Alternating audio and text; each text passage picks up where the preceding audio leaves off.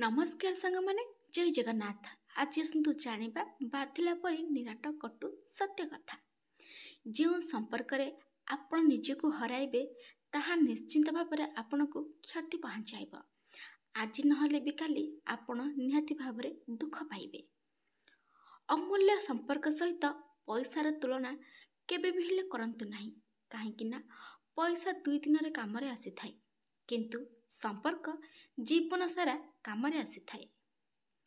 କିଛି ସ୍ୱାମୀ ସ୍ତ୍ରୀ ପରସ୍ପରକୁ ଆଲିଙ୍ଗନ କରିକି କାନ୍ଦନ୍ତି, କାରଣ ସେମାନେ ପରସ୍ପରର ଯନ୍ତ୍ରଣାକୁ ବୁଝିଛନ୍ତି। କାରଣ ସେମାନେ ଶରୀର ଅପେକ୍ଷା ମନରେ ଅଧିକ ଯୋଡ଼ି ହୋଇକି ଅଛନ୍ତି। ସ୍ୱାମୀ କେବଳ ଭଲ ପାଇବା ପାଇଁ ଖେଳଣା ନୁହନ୍ତି, ସେ ମଧ୍ୟ ଜଣେ ମଣିଷ, ଯିଏ ଦାୟିତ୍ୱରେ ଭାରପ୍ରାପ୍ତ।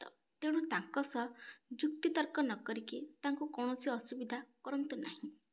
ନିଷ୍ପତ୍ତି ନେବାରେ ତାଙ୍କୁ ସମର୍ଥନ କରନ୍ତୁ ଏବଂ ପ୍ରତିବନ୍ଧକ ନୁହେଁ। ଖାଇବା, ଶୋଇବା, ସନ୍ତାନ ପ୍ରସବ କରିବା ଏବଂ ମରିବା ହେଉଛି ପଶୁମାନଙ୍କର ଗୁଣ। ମାନବ ହେବା ପାଇଁ ହେଲେ ତର୍କ, ବୁଦ୍ଧି ଏବଂ ସାମାଜିକ ଲକ୍ଷ୍ୟ ଏହିସବୁ ରହିବା ନିହାତି ଆବଶ୍ୟକ। ଲାଳନ ପାଳନ ଏବଂ ମୂଲ୍ୟବୋଧ ମଧ୍ୟ ବହୁତ ଗୁରୁତ୍ୱପୂର୍ଣ୍ଣ। କେବଳ ଅଧ୍ୟୟନ କରିଦେଲେ କିମ୍ବା ପାଠ ପଢ଼ିଦେଲେ କେହି ଗୋଟେ ଭଲ ବ୍ୟକ୍ତି ହୁଅନ୍ତି ନାହିଁ। ଯଦି ଜଣେ ମହିଳା ନିରୀହ ହୋଇଥାନ୍ତି ତେବେ ଲୋକମାନେ ତାକୁ ଗାଈ ବୋଲି ଡାକନ୍ତି, ଏବଂ ଯଦି ପୁରୁଷ ନିରୀହ ବ୍ୟକ୍ତି ହୋଇଥାନ୍ତି ତେବେ ଲୋକମାନେ ତାକୁ ଗଧ ବୋଲି ଡାକନ୍ତି। ଏଇଟା ବାଧିପାରେ, କିନ୍ତୁ ସତ୍ୟ କଥା। ଏତେ ସବୁ କିଛି ସହିବା ପରେ ମଧ୍ୟ ଗୋଟେ ସ୍ତ୍ରୀ କେବଳ ନିଜ ପତିଙ୍କ ଠାରୁ ଟିକେ ଭଲ ପାଇବା ଏବଂ ତାଙ୍କ ସାଥ ମାଗିଥାଏ। କିନ୍ତୁ ଦୁଃଖର ବିଷୟ ହେଉଛି ଅନେକ ପତି ଏହାକୁ କେବେ ବି ହେଲେ ଅନୁଭବ କରିପାରନ୍ତି ନାହିଁ। ଝିଅମାନେ କେବଳ 2 ଜଣଙ୍କ ହେତୁ ସେମାନଙ୍କ ଶାଶୁଘରେ ରୁହନ୍ତି। ଜଣେ ନିଜ ସ୍ୱାମୀ ଏବଂ ଅନ୍ୟଟି ହେଉଛନ୍ତି ତାଙ୍କ ଶାଶୁ। ଯଦି ଆପଣ ସେମାନଙ୍କ ମଧ୍ୟରୁ କାହାର ସମର୍ଥନ ପାଇନାହାନ୍ତି ତେବେ ଏହା ଆପଣଙ୍କ ପାଇଁ କଷ୍ଟକର ହୋଇପଡ଼େ ଆପଣ ଆପଣଙ୍କ ଶାଶୁଘରେ ରହିବା ପାଇଁ। ଯେଉଁ ମହିଳା ଯେତେ ଅଧିକ ଶାରୀରିକ ସମ୍ପର୍କ ରଖିଛନ୍ତି ସେ ବିବାହ ପରେ ସେତେ ଅଧିକ ଅସୁବିଧାରେ ପଡ଼ିବେ। ଝିଅମାନେ ଯେତେବେଳେ ଶରୀରକୁ ଆଚ୍ଛାଦନ କରନ୍ତି ଭଲ ଦେଖାଯାଏ।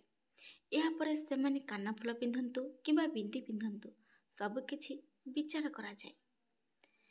ଆପଣଙ୍କ ପିଲାକୁ ଆପଣଙ୍କର ବନ୍ଧୁ କରି ଜଣେ ଭଲ ମଣିଷ କରିଦିଅନ୍ତୁ, ନଚେତ୍ ଖରାପ ଲୋକମାନେ ତାଙ୍କୁ ସେମାନଙ୍କର ବନ୍ଧୁ କରି ଏକ ଖରାପ ବ୍ୟକ୍ତି କରିଦେବେ। ସେଥିଲାଗି ଆପଣଙ୍କ ପିଲାଙ୍କ ସହିତ ସାଙ୍ଗ ହୋଇକି ଚଳନ୍ତୁ ଏବଂ ତାଙ୍କୁ ଭଲ ବାଟରେ ନିଅନ୍ତୁ।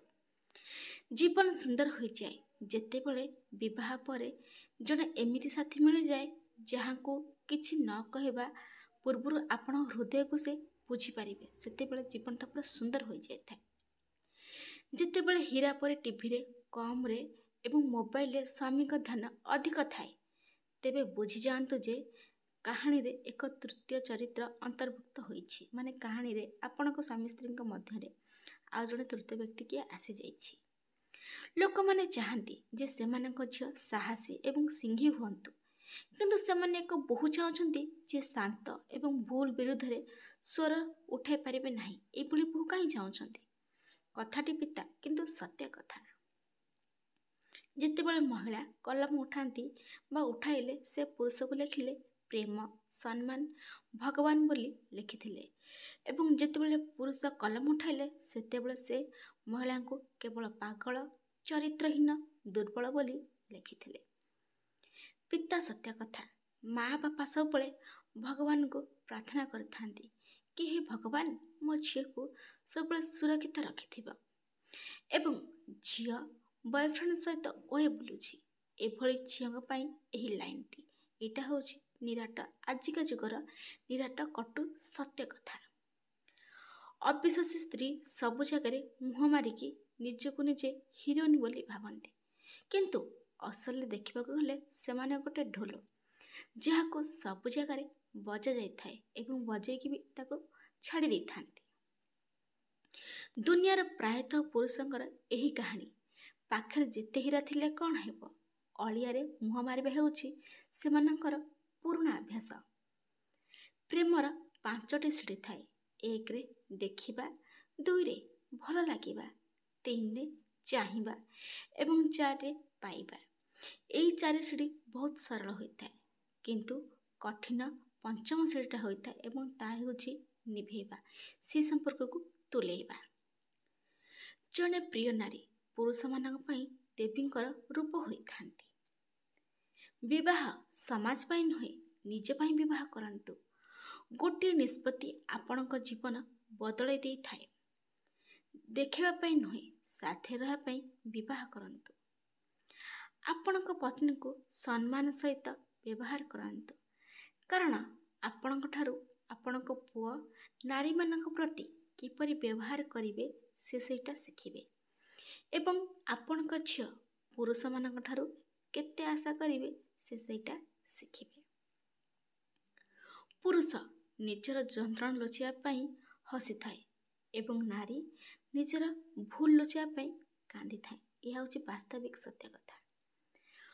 ମହିଳାମାନେ କେବଳ ଚେହେରା ଏବଂ ଶରୀର ହେତୁ ସୁନ୍ଦର ନୁହନ୍ତି, ବରଂ ସେମାନେ ମଧ୍ୟ ସୁନ୍ଦର ଅଟନ୍ତି, କାରଣ ପ୍ରେମରେ ପ୍ରତ୍ୟାଖ୍ୟାନ ହେବା ପରେ ମଧ୍ୟ ବା ପ୍ରେମରେ ଧୋକା ଖାଇଲା ପରେ ମଧ୍ୟ ସେମାନେ କୌଣସି ପୁଅ ଉପରେ ଏସିଡ୍ ପକାନ୍ତି ନାହିଁ, ଯାହାକି ପୁଅମାନେ ଝିଅ ଉପରେ ଏହିସବୁ ଜିନିଷ କରନ୍ତି, ଏସିଡ୍ ହେକା ପକାଇ ଦିଅନ୍ତି। ଭଲ ଏବଂ ସହନଶୀଳତା ସେତିକି ହୁଅନ୍ତୁ ଯେତିକିରେ କାମ ଚଳିପାରିବ, କାହିଁକି ନା ସିଧା ଗଛକୁ ଏହି ଲୋକମାନେ ଆଗ ହିଁ କାଟି ଦିଅନ୍ତି ଏବଂ ସତ୍ୟ ସମ୍ପର୍କକୁ ଏହି ଲୋକମାନେ ଆଗ ହିଁ ଭାଙ୍ଗି ଦେଇ ଚାଲି ଯାଇଥାନ୍ତି। ଜୀବନରେ ଆମେ ମଧ୍ୟ ଏପରି ଲୋକଙ୍କୁ ଭେଟିଥାଉ ଯେଉଁମାନେ ପ୍ରତିଜ୍ଞା କରନ୍ତି ନାହିଁ, କିନ୍ତୁ ଅନେକ ଜିନିଷ ରଖନ୍ତି ଯାହାକୁ ବି ସେ ନିଜେ ଲିଭାନ୍ତି। ପ୍ରାୟତଃ କେବଳ ସେହି ସମ୍ପର୍କ ଗୁଡ଼ିକ ଚମତ୍କାର ହୋଇଥାଏ ଯାହା ଅନୁଗ୍ରହ ଦ୍ୱାରା ନୁହେଁ, ବରଂ ଭାବନା ଦ୍ୱାରା ହୋଇଥାଏ। ଏମିତି ନୂଆ ନୂଆ ଭିଡ଼ିଓ ଦେଖିବା ପାଇଁ ଚ୍ୟାନେଲକୁ ସବସ୍କ୍ରାଇବ୍ କରିଦିଅନ୍ତୁ ଏବଂ ଲାଇକ୍, କମେଣ୍ଟ, ସେୟାର ବି କରନ୍ତୁ। ସମ୍ପୂର୍ଣ୍ଣ ଭିଡ଼ିଓ ଦେଖିଥିବାରୁ ଆପଣଙ୍କୁ ବହୁତ ବହୁତ ଧନ୍ୟବାଦ। ଆଜ୍ଞା ହଁ, ଆପଣ ଭାବୁଛନ୍ତି କି ମୋ ସହିତ ଏସବୁ ଘଟୁଛି ବୋଲି ମୁଁ ଆପଣଙ୍କୁ ଏସବୁ କହୁଛି। ଆଜ୍ଞା ସେମିତି କିଛି ବି ନୁହେଁ। ଯାହା ଆମେ ଆଖି ଆଗରେ ଦେଖୁଛେ, ଅନୁଭବ କରୁଛେ, ସେଇ କଥା ଏଠି କୁହାଯାଇଛି। ଆପଣ ବି ଆପଣଙ୍କ ପରିବେଶରେ ଦେଖୁଥିବେ କି ଆପଣଙ୍କ ସମ୍ପର୍କରେ କେଉଁଠି ଦେଖୁଥିବେ, କିନ୍ତୁ ନିଶ୍ଚିନ୍ତ ଭାବରେ ଆପଣ ଏହା ଦେଖୁଥିବେ। ତ ସେମିତି ଭାବନ୍ତୁନି କି ମୋ ଉପରେ ଏଇଟା ବିତୁଛି ବୋଲି ମୁଁ ଆପଣଙ୍କୁ କହୁଛି, ସେମିତି କିଛି ବି ନାହିଁ। ଯେଉଁ ଜିନିଷ ନିଜ ଉପରେ କେବଳ ବିତେ ସବୁ ଜିନିଷ କହିବ, ସେମିତି କିଛି ନୁହେଁ। ଯାହା ଆମ ପରିବେଶରେ ଘଟୁଛି ଆମେ ତାକୁ ଉପସ୍ଥାପନ କରୁଛେ। ଆଶା କରୁଛି ମୋତେ କେହି ଭୁଲ ବୁଝିବେନି। ମହାପ୍ରଭୁ ଆପଣ ସମସ୍ତଙ୍କୁ ହସ ଖୁସିରେ ଏବଂ ସୁସ୍ଥରେ ରଖିଥାନ୍ତୁ। ଆଜି ପାଇଁ ରହୁଛି। ଜୟ ଜଗନ୍ନାଥ।